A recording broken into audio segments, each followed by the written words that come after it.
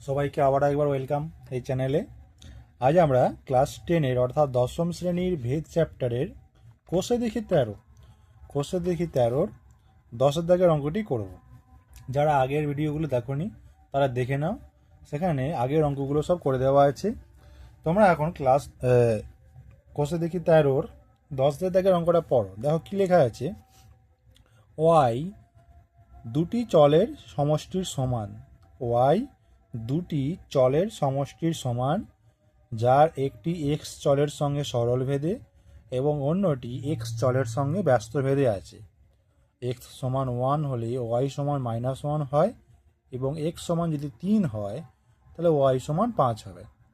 X এবং ওয়াইয়ের মধ্যে সম্পর্ক নির্ণয় করতে বলছে। ঠিক আছে, তাহলে অঙ্কটা আমরা পড়লাম। এখান থেকে আমাদেরকে বুঝতে হবে যে ওয়াই দুটো চলের যোগফল।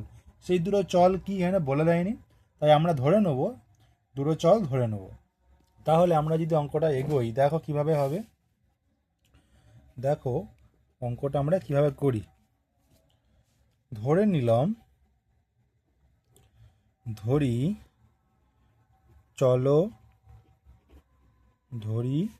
চলরাশি দুটি হলো পি আর কিউ। আমি এ বিও ধরতে পারতাম, আমি পি কিউ লিখেছি, তোমাদের ইচ্ছা, তোমরা অন্য যে কোনো চলরাশি লিখতে পারো। আমি পি এবং কিউ লিখলাম। প্রশ্নে কি বলেছে, ওয়াই সেই দুটি চলরাশির সমষ্টির সঙ্গে সমান।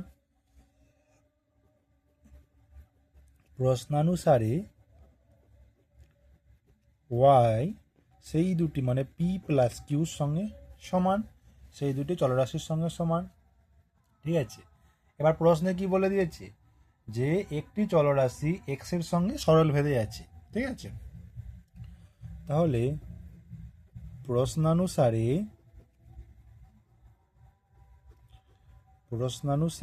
একটি চলরাশি ধরো পি এক্স এর সঙ্গে সরলভেদে আছে, এবং অন্য চলরাশিটি এক্স এর সঙ্গে ব্যস্তভেদে আছে। এবং আমি ধরে নিলাম কিউ ভ্যারিয়াস 1/x, ব্যস্তভেদে থাকা মানে 1/x লিখব, অন্যটির সঙ্গে ব্যস্তভেদে আছে।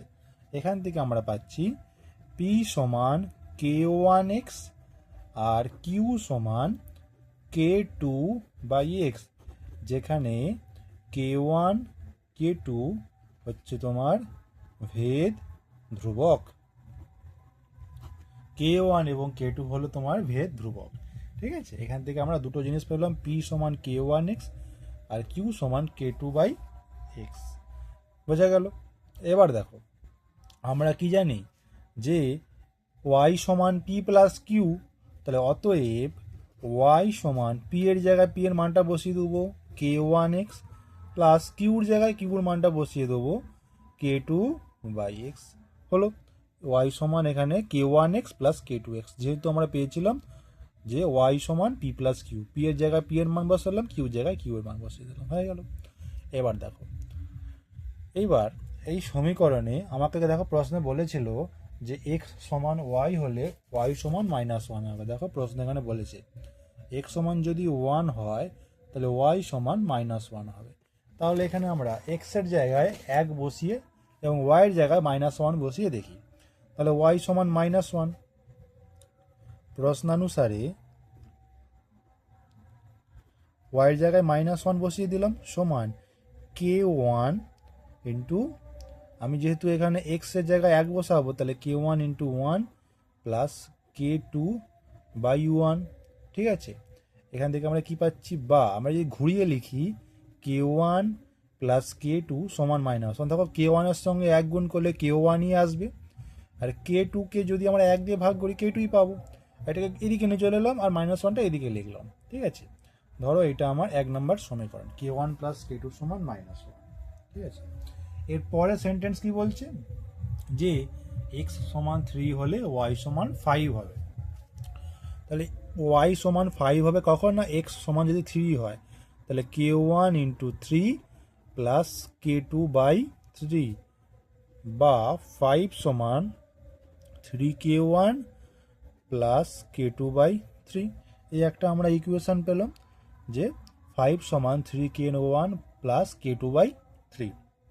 ঠিক আছে, এটাকে যদি আমরা সলভ করি বা ঘুরিয়ে লিখলাম, ছাড়ো আগে ঘুরিয়ে লিখলাম, 3k1 প্লাস k2y3 সমান 5, বা এটা লসাগু করলে 3 হবে, নিচে 1 আছে তাহলে 3 আর 1 লসাগু 3 হলো, 1 3 3, তাহলে উপরে 3-এর সঙ্গে 3 গুণ করলে 9k1 প্লাস k2 সমান 5, বা 9k1 প্লাস k2 সমান 3-এর সঙ্গে 5 গুণ করলে 5 3 15। ধরো এটা 2 নম্বর সমীকরণ। তাহলে 1 নম্বর সমীকরণে আমরা পেয়েছি k1 প্লাস k2 সমান -1, 2 নম্বর সমীকরণে পেলাম 9k1 প্লাস k2 সমান 15। এবার এই দুটো ইকুয়েশনকে যদি আমরা সলভ করি, সেখান থেকে k1 এবং k2 এর ভ্যালু আমরা নির্ণয় করতে পারবো। কিভাবে সলভ করব? 2 নম্বর সমীকরণ থেকে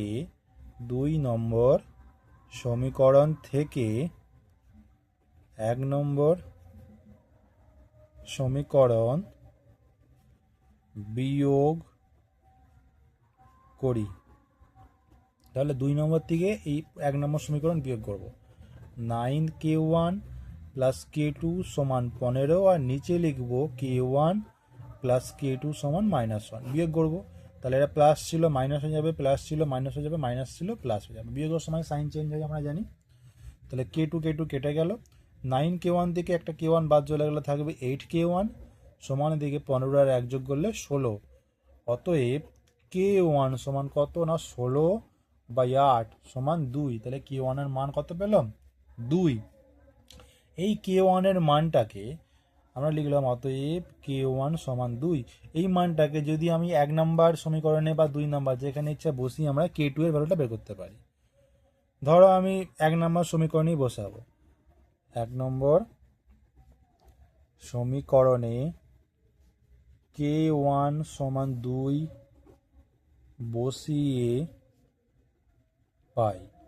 1 নম্বর সমীকরণে আমি k1 এর জায়গায় 2 বসিয়ে দেবো।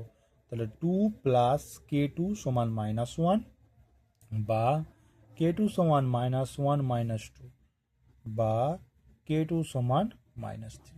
তাহলে k2 এর মান কত পেলাম? -3। k1 এর মান পেয়েছিলাম 2 আর k2 এর মান পেয়েছি -3। ঠিক আছে। আমাকে প্রশ্নে কি জিজ্ঞেস করেছে? যে x ও y এর মধ্যে সম্পর্ক। দেখো x আর y এর মধ্যে সম্পর্ক আমরা এখানে দেখেছি, y সমান k1x প্লাস k2x। এই k1 আর k2 জায়গায় তার মানগুলো আমরা বসিয়ে দিলেই সম্পর্কটি পেয়ে যাব। y সমান কি ছিল? k1x প্লাস k2x, বা y সমান k1 এর জায়গায় তার মান 2 বসিয়ে দেবো, 2x প্লাস k2 জায়গায় তার মান মানে -3x বসিয়ে দেব। হলো, এখানে পাশে লিখে দিচ্ছি মান বসিয়ে পাই। আবার একটা কাজ করতে পারি, অতএব y সমান 2x, এই মাইনাসটা সামনে নেমে চলে আসবে, প্লাসে মাইনাসে -3x। এই হলো গিয়ে আমার y এবং x এর মধ্যেকার সম্পর্ক, y = 2x - 3x। দেখে নাও, যে জায়গাটা বুঝতে সমস্যা হবে অবশ্যই কমেন্ট করে জানাবে।